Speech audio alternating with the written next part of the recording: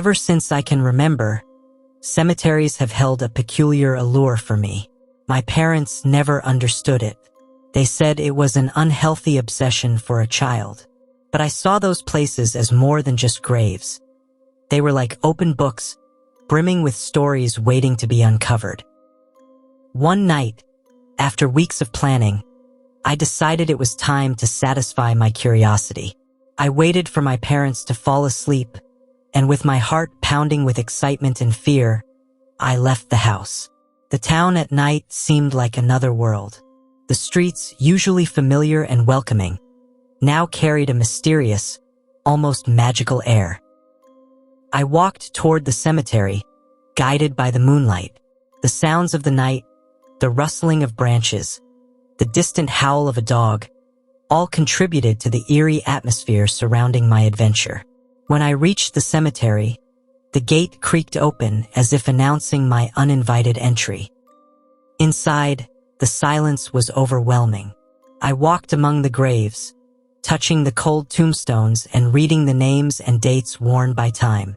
I felt a mix of peace and melancholy, marveling at the lives that had ended, at the stories left behind. That's when I saw him. At first, I thought my eyes were deceiving me, that it was a shadow or the effect of the moon.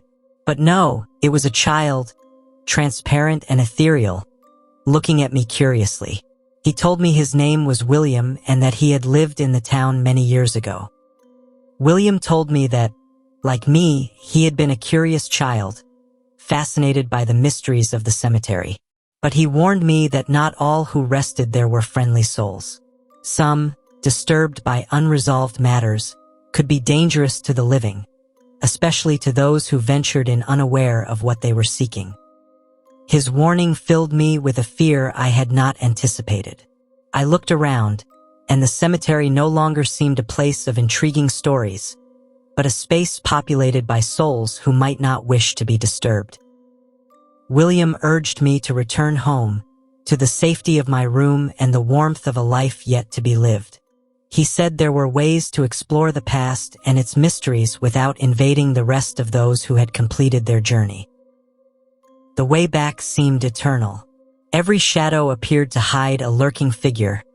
Every noise made me jump. The adventure I had sought had turned into a lesson on the importance of respecting the boundaries between the living and the dead. When I got home, I climbed back into my bed, my heart still racing from the experience.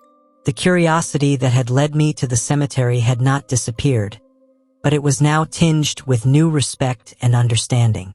That night, I learned that adventure and curiosity must go hand in hand with respect and caution, especially when dealing with those who have crossed to the other side.